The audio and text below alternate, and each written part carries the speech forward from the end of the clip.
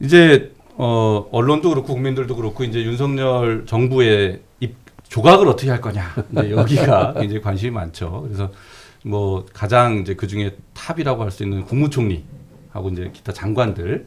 근데 국무총리 인선이 이제 관심이 많아요. 지금 뭐 하마평에 오른 분들도 많이 있지 않습니까?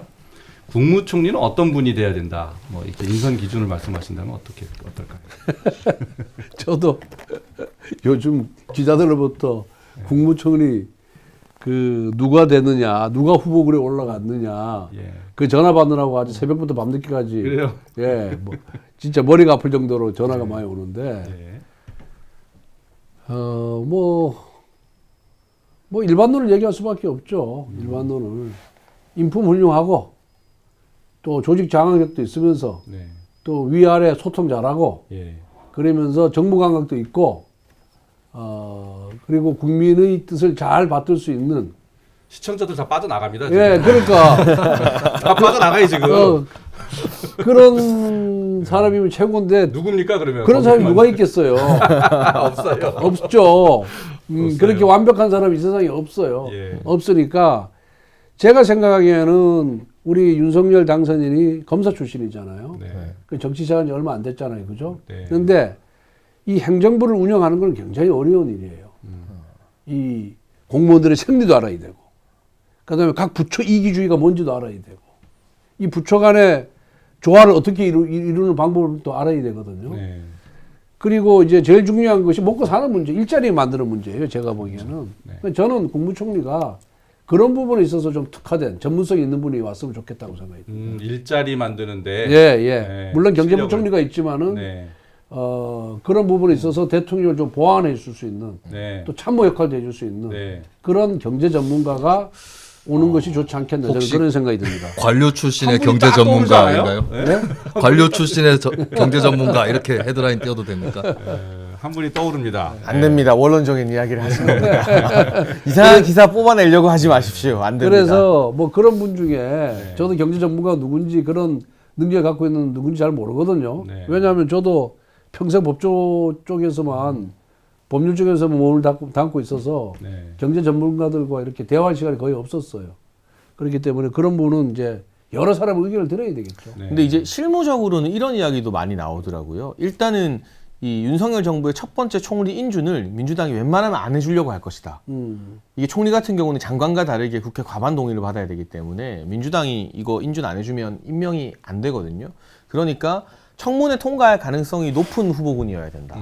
라는 이야기가 이제 언론인들 사이에서 또 나오고 있고, 두 번째가 아까 말씀하신 행정부 장악력. 그러니까 초기에 행정부를 확 휘어잡아서 제대로 이 새 정부의 국정 철학에 걸맞은 일들을 할 수 있게 만들어야 된다. 그리고 장기적으로는 정부 조직 개편까지도 같이 추진해야 되는 국무총리이기 때문에 그런 부분들이 이야기 많이 나오고 있는데, 또 원론적인 이야기인데 훌륭하고 흠 없는 분 후보로 지명하면 민주당이 억지로 인준 안 하면 또 국민 여론이 민주당 가만 안 놔두겠죠. 그래서 그러니까 가급적이면 뭐 사생활에 있어서 6대 원칙과 7대 원칙이 있잖아요. 거기에 저촉되지 아니한 분을 해야 되지 않겠냐 그런 생각이 들고요. 그래야지 민주당에게 책이 안 잡히잖아요. 네. 민주당은 다 그거 저 6대 인사 기준 하루 세워놓고 안 지켜서. 거기에 해당되지 않으면은 추천을 안 하더만요. 그런데 또 180도 돌변할 거예요. 민주당은 예. 워낙 변신에 능한 집단이 민주당이기 때문에 뭐 과거의 자신들의 행위는 아마 기억 못할 겁니다. 그래 가는데 우리 당선인께서는 뭐 총리도 그렇지만은 부처 장관들에 대해서도 기본적으로 전문성을 굉장히 중요시 여기더라고요. 네. 전문성. 네. 전문성이 있고 그 다음 쭉 살피는 그런 스타일이에요. 그런 것 때문에 이제 그 안배, 예. 뭐 지역 안배나 성별 안배나 소수자 배려나 이런 부분이 좀 너무 약하다 이런 지적도 나오고 있지 않습니까?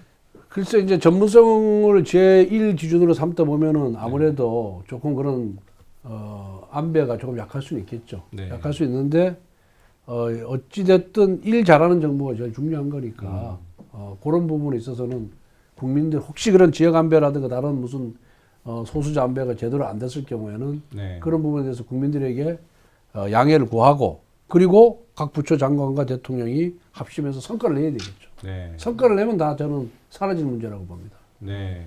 저는 누가 되느냐 이상으로 지켜보고 있는 게 어떻게 하느냐거든요. 저 개인적으로 좀 이번에 관전을 하는 데 있어서 주요 포인트로 잡고 있는 게 윤석열 당선인이 당선 직후에 했던 말이 윤석열 정부가 아니라 국민의힘 정부다라고 얘기를 했거든요. 사실 문재인 대통령도 당선 직후에 문재인 정부가 아니라 민주당 정부라고 얘기를 했어요. 네. 근데 그것은 뭐 좌우를 떠나서 그 약속을 못 지켰다라고 봐야 될 건데 네. 예, 그렇다면 저는 국민의힘이 여당으로서 정당으로서 인사추천권을 행사해야 되지 않느냐. 예, 당원들과 의원들의 뜻을 모아서 정식으로 추천하는 좀 그런 그림이 필요하지 않을까 이렇게 생각이 들고 또 권 의원께서 원내에 계시니까 좀 그런 당 입장 당 차원에서의 어떤 그런 조각이랄까 이런 것들이 있어야 되지 않는가 이런 생각이 좀 들거든요. 글쎄 그게 이제 뭐 원론적으로 보면은 그 말씀이 맞는데 이 인사는 약간 밀행성이 필요하거든요. 그리고 누구는 공개적으로 추천을 받았는데 안 되면 그것도 망신이고. 그렇죠. 그래서 그런 부분은 이제 뭐 당 지도부나 원내 지도부가 모여서 좀 긴밀하게 수면 아래에서 네, 수면 아래에서 논의를 해서 당 출신 중에는 누구누구가 갔으면 좋겠다. 라는 의견을 제시하는 방식이 오히려 더 바람직스럽지 않나 그런 생각이 듭니다. 그러니까 저는 사실은 어느 부처에 제일 관심이 많냐면 뭐 저도 아는 게 전혀 없고 언론 보도로만 추측할 뿐인데 정무장관 신설 이야기가 나오고 있더라고요. 그런데 그 제가 얘기했던 거잖아요. 네, 근데 이게 의석수가 워낙 차이가 많이 나니까 그냥 여소야대가 아니라 정말 말도 안 되는 거대 야당이랑 해야 되니까 이번에 뭐 정무 이제 수석이 없어진다는 말도 있습니다만 정무수석이나 정무장관 같은 직책은 어쨌든 생길 거잖아요. 그럼 그런 역할하는 분들이 국회에서 대야 소통 창구를 정말 잘해야 되겠다. 근데 정말 쉽지 않겠다. 그래서 어떤 분이 그런 역할을 맡게 될까가 정치평론가 입장에서는 제일 궁금한 것 같아요. 정무 장관. 장해찬 평론가가 한번 맡아.